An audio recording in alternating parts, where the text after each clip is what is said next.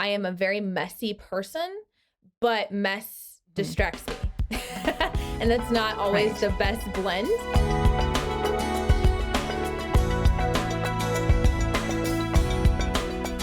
Let's kind of define what a distraction is. Obviously we know what it looks like to be distracted, but let's actually just really kind of hone in on that word and define it. Yeah, absolutely. I thought a lot about this as I've been studying this topic, and everybody kind of has different definitions and what they assume. But really, when you look up definitions in the dictionary and when you look at other reliable sources, you see that a distraction is really anything. And I think this part is key. Anything good or bad that takes us away from what we should be prioritizing at that moment. And this is a big difference than what we tend to think of. Because we just assume that everything that we don't want to be doing right now, or everything that keeps us from doing what we want to do is a distraction, versus everything that is keeping us from doing what should be the priority right in that moment. Mm-hmm. Yeah, that's tough because I want to have my list, and this is what thing I should be doing, and never deviate from that. But that's also not reality, right? I mean, sometimes it is. Sometimes we can stay focused, but especially, you've got 6 kids, and as you mentioned before, you have special needs kids. So I have 2 kids, neither of them are special needs, and we still get distracted so easily when we're trying to focus on one thing. So I imagine with 6, yes, and having special needs in there, it would almost seem impossible to focus, not ever, but most of the time, on the thing that you're trying to focus on. Mm-hmm. So let's talk about just some practical ways that we can do this. What do we do about this? If we know we're distracted, we can recognize it. We can admit it to ourselves at least. What are some things we can do about it? One of the first things is reducing the amount of multitasking we do. We as moms love to multitask. But there's been many studies shown that we're not really multitasking. We're shifting from one thing to another. And so really trying to block off time, especially when we're talking about homeschooling, blocking off specific homeschool hours and really protecting those hours. So our school day, I have middle schoolers, and with having kids with special needs, our school day just takes longer. And so we actually typically go somewhere around 8 to 2. There's breaks in there. There's lunch. It's not all working the whole time, but I'm working that whole time between 8 and 2. But I really protect between 9 and 12.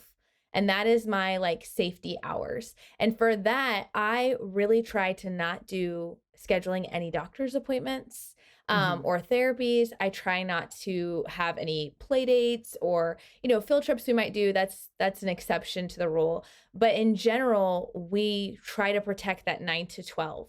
And it's really helped us to be able to stay a little more focused, because as a distracted mom, I can bounce around within one task. But the second that I start to blend tasks and say, I can jump from math to language arts, no problem.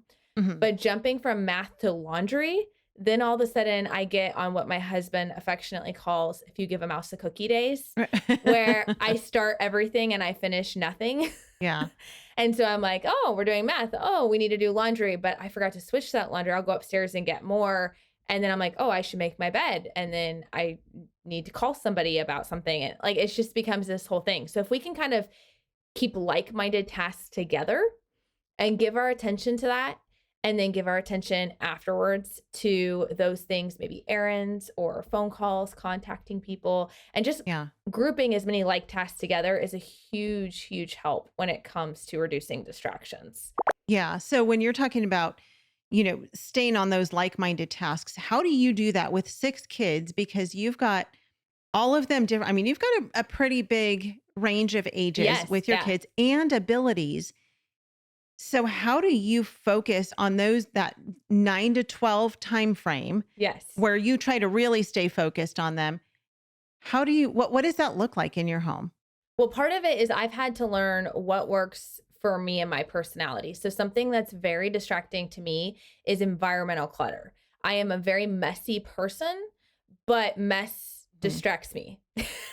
And that's not always the best blend. So with that, a lot of people do their chores with their kids after school. And I totally understand why it makes sense.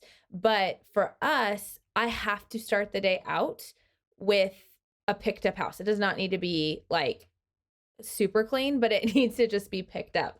So I will opt for a later start time if it means that I can have a cleared space.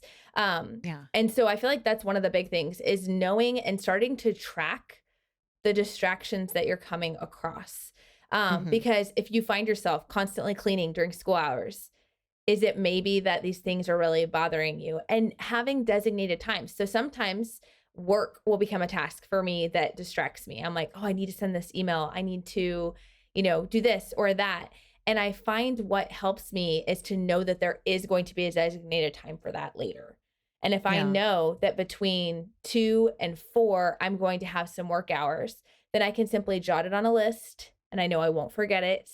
And then during those work hours, I can pick that up and take that task.